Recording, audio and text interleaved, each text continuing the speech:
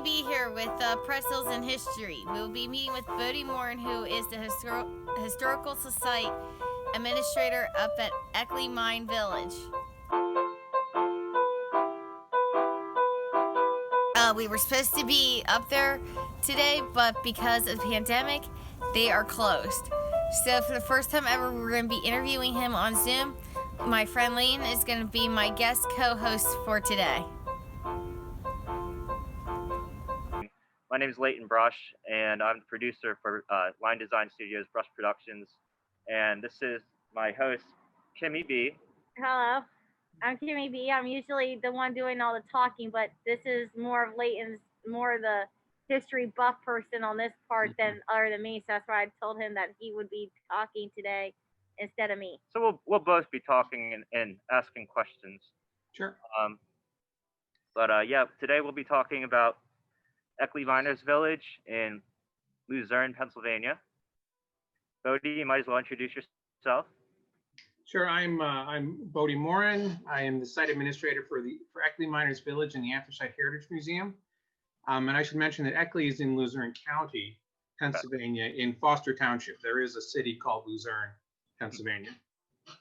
I saw on the website that the museum is temporarily closed. Is that correct? Yes, the museum has been closed since the middle of March, and we're likely going to remain closed until early spring. If we're lucky, early spring, we can reopen again.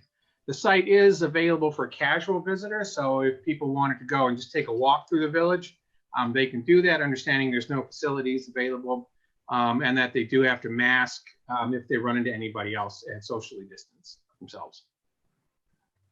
All right, so yeah, that's part of the reason why we're going to be doing this via Zoom today. Part of the reason is that COVID cases are spiking across the state. So for the sake of safety, that's what we're doing. And we might as well start off with our set of questions if you're ready, Bode. Sure, I see there's a glare on the camera. I'm gonna go just shut the door behind me. Hang on a second. Oh, yeah, okay. Yeah, okay.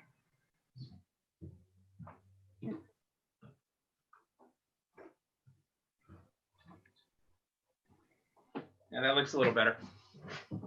Okay, go ahead. Yeah. Looks good from here. Yeah.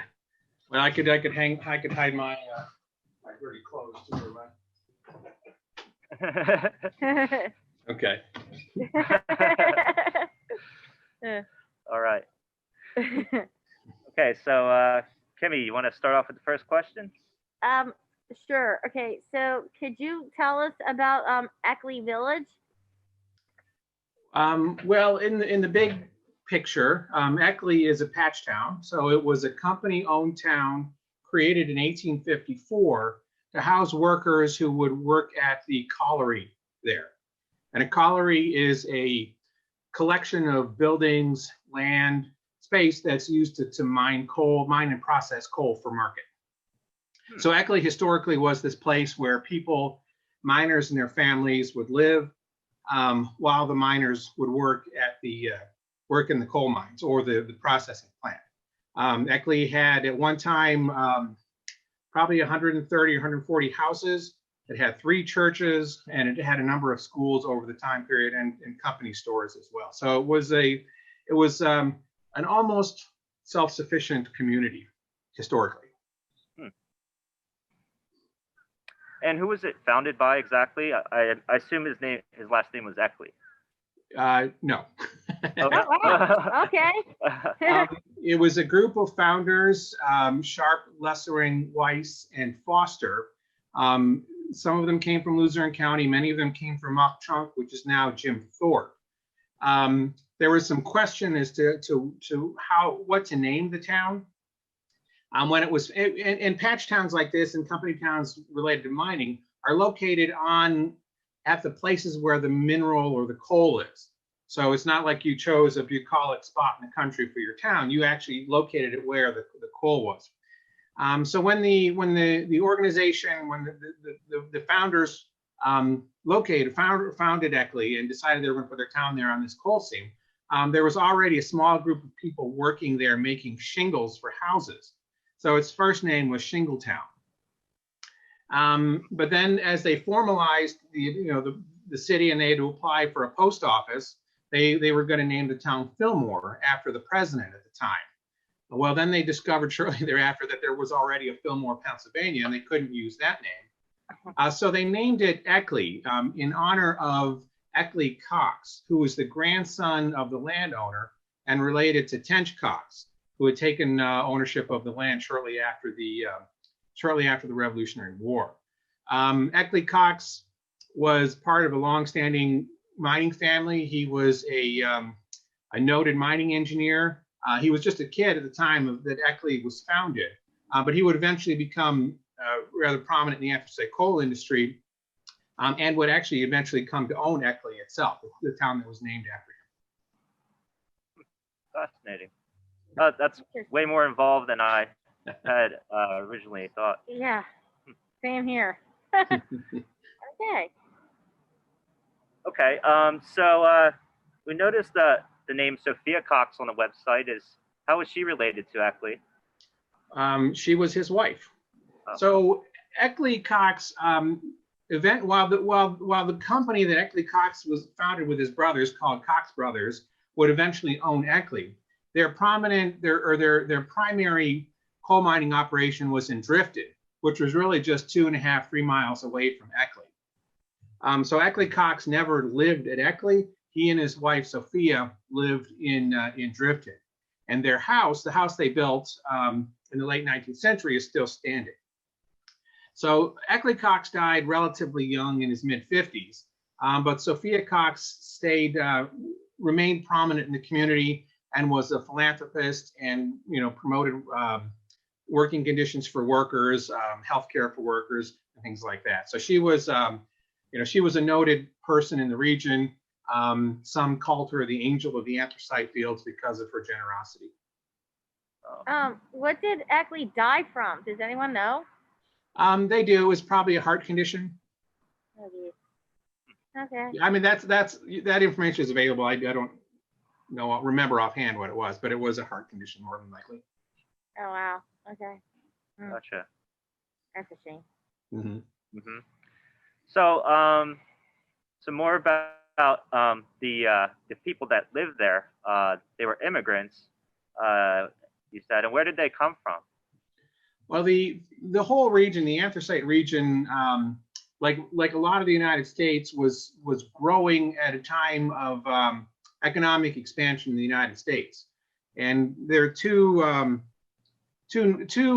important factors that affected the growth of industry and the economy in the United States. One of them was the fact that the U.S. had all of this land, and in this vast land were a lot of mineral resources like iron ores, copper ores, coal, but there weren't many people. There weren't a lot of people here to actually develop these industries. So as these companies were growing, as the economy was growing, there was a need to recruit workers from across the world to come and actually help develop and help fill these positions. So what we saw from the mid-19th century, when Eckley was founded, really up through the 1920s, are these successive waves of people, primarily from Europe, to this region that would fill these industrial jobs. So the first wave of immigrants wasn't a huge wave, but it was mostly English and German. And they tended to be mine managers and mine engineers, people that were already working in a mining or a coal mining industry already. So they would come here, recruited by American investors to establish an industry. Then the workers came from, like I said, different parts of Europe as certain political and economic crises were impacting the places that they lived. So the first set of immigrants would have been from Ireland after the English and the Germans. And this was the 1850s. And we saw this large influx of Irish from that time period, stemming partially from the Irish potato famine and, of course, economic opportunities here in the U.S. And then from the 1850s, we saw other Europeans, then Eastern Europeans and Southern Europeans. So a lot of Slavic peoples, Italians, and then people from around the Black Sea area came to this region. And really, we saw this up through the 1920s, when the United States started to impose restrictions on the number of people that could come in. Mm-hmm. So what do you think, Kim? Anything specific about the immigrants, or shall we dive into more things like what it was like to be a coal miner at the time? I think we should dive into like the coal miner at the time and why they chose coal mining. Well, why did they choose coal mining when they came here? Was it one of the only things available, or? Well, that's a difficult question to answer. I mean, you know, from the 1850s to the 1920s, like I said, the American industry and American economy was growing very rapidly, and there was a need for workers. So the decision to come and mine coal in Northeast Pennsylvania was driven by a couple of factors. One, recruiting. So these industrial companies, and we see this, with steel, with copper, with all kinds of, these growth industries, they would send recruiters over to Europe, to places where there may be economic or political turmoil, and they would recruit people. So if you, let's say you were in Warsaw, Poland, and somebody came in to recruit you and say, hey, we can, here's what we can offer you if you come to Northeast Pennsylvania to mine anthracite coal. And so that may be serendipitous, that you just ran into that person and you would be recruited to go there, as opposed to, say, being recruited to go work in steel mills in Bethlehem or in other industries across the U.S., other mining locations. Another factor is family ties. So if maybe your uncle took a job with Sharp, Lessering, Weiss, and Foster at Eckley, and then you would follow him to this region. And then as he got established, he might bring a wife over. So there's these family ties. I mean, we talk about chain migration today, but it was the same idea that the family members would come over. And then as people come into this country in groups, they tend to create communities amongst themselves. We have a lot of Catholic churches in Eckley and in the neighboring town of Freeland that cater to these different community ties. So I don't know offhand that there was a lot of agency or how much agency was involved in how making a choice to go to Eckley or someplace else. Yeah. I think it was having some kind of established pathway to get here. And if you're fleeing, religious or economic or political famine or other obstructions to your lifeways in your home country, you might take the first opportunity out that's going to offer you a better life. But that's a very good question. Yeah. Very good answer. Thank you. So I guess we might as well get into like the conditions. What was it like to be a coal miner during that time? What were the conditions like? I mean, I understand, coal mining is a very dangerous kind of profession. Like if they got like hurt or anything, like were they allowed back to work, and what types were there? Children. Yeah, children involved, like working in coal mines, because I know there were. Yeah, that's a very broad question. In general, yeah, coal mining was one of the most dangerous professions to find yourself in. Anthracite coal mining was particularly dangerous compared to bituminous coal mining, which 90% of the world's anthracite is found in Northeast Pennsylvania. So most of the rest of the coal in the rest of the world and the rest of Pennsylvania and West Virginia, Kentucky is bituminous coal. Anthracite is a much denser, a much more pure form of carbon than bituminous coal. So it's a more desirable fuel source than bituminous. But it's also much more dangerous to mine because of the geologic formations that created bituminous or created anthracite. I should mention that all coals are pretty much the same material, but where anthracite falls is sort of later in the formation process. So bituminous is a younger coal, anthracite is an older coal. But the geologic forces that created it, you think of mountain building and plate tectonics and things like that. So that tends to make very steep pitches for anthracite coal. So it winds up being a lot more dangerous, because if you've got a mine in this direction and you've got a much greater incidence of cave-ins and things like and collapsing, where bituminous coal in general tends to be much flatter seams. So it tends to be a little safer, and also a little bit easier to mechanize as well. So you have lots of dangers inside the mine. You've got danger from collapses. You've got danger from trying to negotiate these very steep slopes, and then you've got black lung, which is a lung problem from inhaling coal dust. I mean, and that's it's a type of silicosis that's really endemic to all mining, because you go underground, you're using dynamite, you're blasting, you're creating big chunks of what you want to mine, but also lots of dust and fines in the air that people then breathe and then wind up with lung problems. So there you've got very dangerous conditions underground. And with that, black lung doesn't show up on your first day at work. It'll show up decades later. But people could, you could lose an arm, you could lose a leg, you could lose digits, you could have a head injury. So there's lots of ways to be injured, underground. In general, as well, the pay wasn't terrific. So people, you're not wealthy if you're a miner. Mm-hmm. And if you walk around Eckley, you'll see that there are these little tiny houses, that might have 6 rooms total, and 2 families would live in those 6 rooms, but on this huge lot. And on that lot, they would grow crops. So they would have a lot of space to supplement their, whatever they could purchase from the company store with their own food. So, in addition to being dangerous, it was also, it was a low paying job. And yes, and children did get involved. Early on, there was lots of opportunities for work at various different pay scales. So underground, the top working man would be a miner, and then the miner would hire assistants or laborers to help with the mine.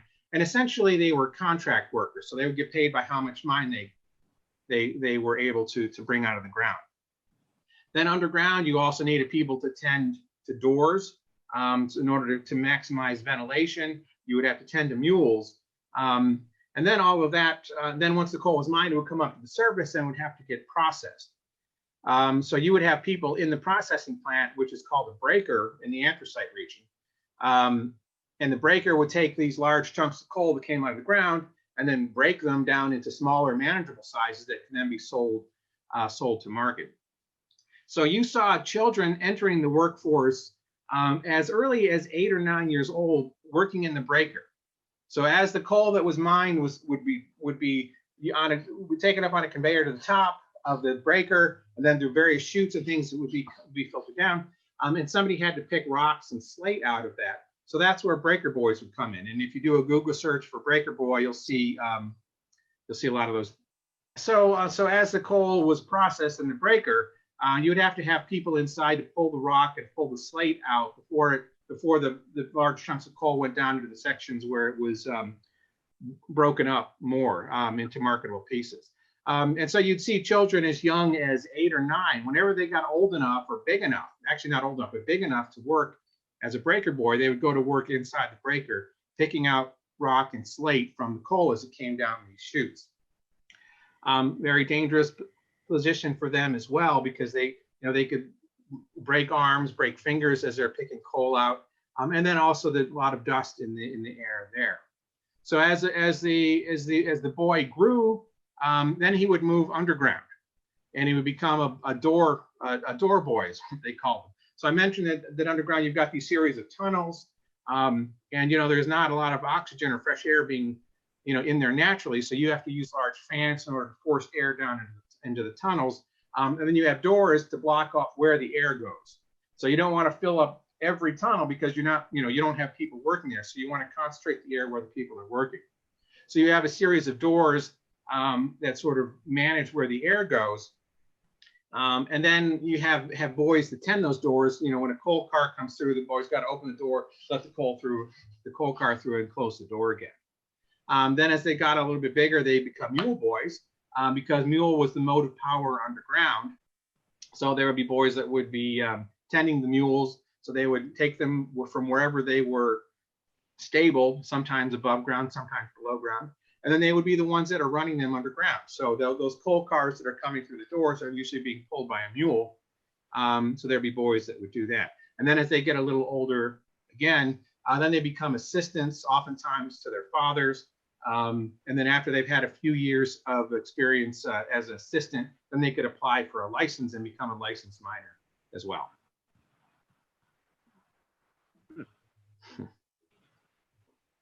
So, like, if they lost like any limbs or anything, were they able to go back to work at all, or no? It depends. And there wasn't there wasn't an OSHA back then, and there weren't necessarily benefits. What you find in a lot of these big industrial areas is that the ethnic groups would form beneficial societies, benevolent societies, where you would pay a little bit of money into that benevolent society, and then you would get money back if you got injured, or if you were killed, your widow would get some money back. As time went on, unions got stronger in the region, and they were able to argue for more benefits for injury or death for the families. But essentially, there's a phrase that we use: twice a boy and once a man, and that refers to somebody starting out their coal mining career in the breaker, and then progressing up through door boy, mule tender, assistant, laborer, and miner. And then if they got injured or hurt, they might wind up back in the breaker, doing the work of a breaker boy. So as long as they could function in some way, there's often a position for them to have. They're not going to make as much money, but they can still continue to work. Of course, if they lost their life, which a lot of them did, they couldn't continue to work. So yeah. So we were looking on your website, and we noticed something about how Eckley Village was a little bit different than other patch towns. I believe it had something to do with ownership. A lot of these patch towns got, I guess, taken over by governments or something like that. Not governments, railroads. Railroads. So. Yeah. So initially, the industry, coal industry, was founded by groups of people that were their business was to mine, process, and sell coal. But you couldn't sell your coal unless you could get it out of the area. So railroads became very, very important to the development of the industry. And I think if you look at three of the four monopoly railroads were the idea for those railroads came from companies that operated within Pennsylvania. Oh. So it was and we're working with bituminous coal, or are working with anthracite coal. So eventually, as these railroads got wealthier and wealthier and wealthier, and actually that's where most of the money came. The people that became super wealthy were the ones that were transporting the coal rather than the ones that were mining it or owning the lands that were mining it. So the railroads eventually would buy the mine, and then they would sort of have a completely integrated operation. So they would mine the coal, and then they would process it, and then they would transfer it, and then sell it.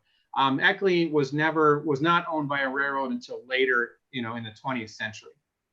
So it was unusual. It was the larger, Eckley, as part of the Cox Brothers Company, was the largest independent anthracite mining organization.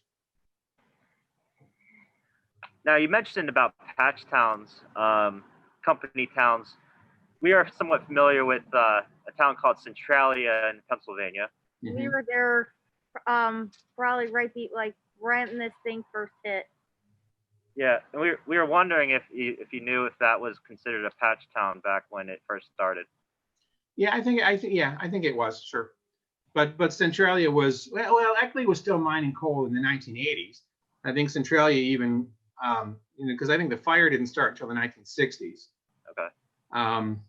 So Centralia would have been a patch town. It would have been a company-owned town. I think around there, like Ashland would have been a city, but there might have been patch towns dotting the area. And as the industry expanded in the 20th century, you don't necessarily need to create patch towns anymore as soon as people have personal transportation. In the 1850s, nobody, there aren't cars. Not everybody has a horse. So you've got to have to create patch towns in these sort of self-contained communities. Whereas, by the 1920s, you've got streetcars, you've got more rail transportation, and then people are starting to get cars. So, the need to create these self-contained enclaves sort of diminishes, really by the 1920s.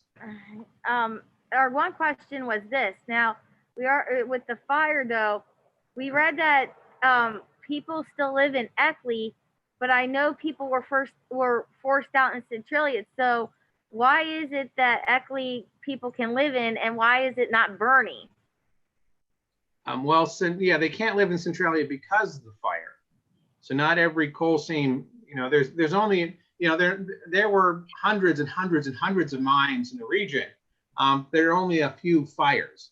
So people couldn't live in Centralia because you've got toxic fumes coming up from below the ground that make it dangerous to live there. That's why people were forced out of Centralia. But you can go throughout the entire region and find people still living in patch towns. I mean, there really aren't company towns anymore, because once the company stopped mining, there was no need for them to maintain these houses. So they would subdivide the lots and then sell them off to people. Eckley happens to be around the time that would have happened here, Eckley was sold to the state to become a historic site.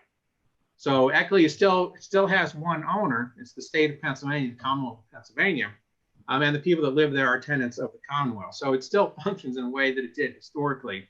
But there isn't really a need for company towns anymore. So there generally aren't any. But the houses that were, there's company towns around Eckley, patch towns around Eckley that the people live in the houses. It's just that they own the houses, or maybe somebody else owns them and they rent. So Centralia is a unique situation because of the fire. Okay, makes sense. It's interesting. Yeah. So our next question is to do with the Industrial Revolution. Probably a pretty broad question, but maybe you could just give us some idea. How did coal mines play a part in the Industrial Revolution? Well, the very broad answer to that question, and speaking globally, when we talk about industrial revolutions, we're talking about revolutions primarily in energy. So in the U.S., anthracite coal was really that first new source of energy. We were relying on wind, water, and wood. But once coal became available, it really dramatically changed the way things could happen. And then when you combine that with steam engines, you can go anywhere. You put some rails down on the ground, you can go out to where there's other resources and bring those back to your factories, and you can start developing things. So we don't really talk about anthracite. We use the phrase, anthracite kicked off the Industrial Revolution, but we don't really talk enough about how important it was to really driving the American economy and the American industry. Okay. All right. So that's a very interesting subject. Yeah. But we also like to get more personal and learn a little bit about like daily life in Eckley Village. What was that like? Like, what kind of food did they eat, and what kind of games did they play? Games, whether sports, social events, etc. Yeah, a lot of the food was driven by ethnicity. So the Irish would have a certain type of diet that they would have maintained from their home country. Slavic people, the same thing. Italians, the same thing. So they did have these large lots for growing food and raising some livestock, but a lot of that would tend to be defined by their ethnicity. So Italians would all raise pigs during the year. They would slaughter them in the winter, and then they would make sausages, over the winter. Slavic people would grow a lot of cabbages and make sauerkraut. You have a lot of potatoes in the ground and things like that. There was a company store there up until the 1930s. So people could go get food supplies and canning supplies from the company store. So a lot of their food choices would be defined by, well, partially what's available, but also their ethnic background. Sports were very important. There were a lot of very simple games for kids, usually involving sticks of some kind, marbles and things like that. And organized sports were very important as well. So, in the region there were football teams, but the two big sports were baseball and rugby. Rugby came from Europe, and those sports tended to dominate the landscape. So Eckley over time had 4 or 5 teams, baseball teams, that would then compete with other patch towns or other industrial teams as well. So the sports is very important. When the mines were operating at full capacity, they tended to work from Monday to Saturday afternoon. So you'd work a 5.5-hour day. And Sunday was the recreation day. So you would have your baseball games and other social activities either Saturday evening or during the day on Sunday. Mines didn't always operate at full capacity. Depending upon the use of anthracite and the time period you're in, it started off as an industrial fuel and eventually became primarily a home heating fuel. So when it was a home heating fuel, then you saw a lot of activity really from spring into the summer as you're building up supplies or stockpiles of coal for the home heating market. And then things would sort of quiet down in the winter and the spring.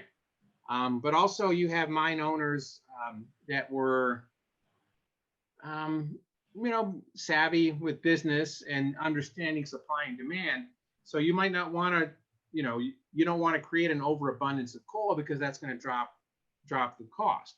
So you want to kind of moderate the amount of production so you have just enough to keep coal prices high. So there's periods when they might be mining 2 days a week or 1 day a week, or 4 or 5 days a week. So it would vary throughout the year and really throughout the time period, depending upon demand for coal in the on the market. And then starting really in the late 19th and early 20th century, you start to see a lot of textile mills come into the region. The textile mills provided employment for women, for wives of miners. And in Luzerne County, Hazleton had several major textile mills, and there were also some up in Wilkes-Barre as well. So you'd see, you might see, when women had access to transportation, taking jobs in the textile mills, 7 miles away to provide additional income for the family. Otherwise, that's a pretty big question. We kind of talk a lot about it, but. For the miners that were working in the coal now, I get it. Like, they were like really dirty and stuff. So like, I don't know, like, could they take lunches with them? And if they did, like, did they taste all that great or no? Because I'm pretty sure they had like charcoaly stuff in their lunches. Not necessarily. Lunches would get packed packed at home, and they would take them with them. They could be wrapped up in papers and things, so they wouldn't necessarily be coal in it. And they had spots in the mine where they would eat. Usually away from where they're actually mining and away from where they're blasting. So you might not have as much dust in the air as well. So, their faces might be dirty, but they're going to have rags and other things to wipe off with. They're going to have water with them. So there's ways for them to make it not so unpleasant. Have you heard of pasties? Do you know pasties? Yeah. Okay, yeah, so that's Yeah. Okay, so the pasty was just a lunch.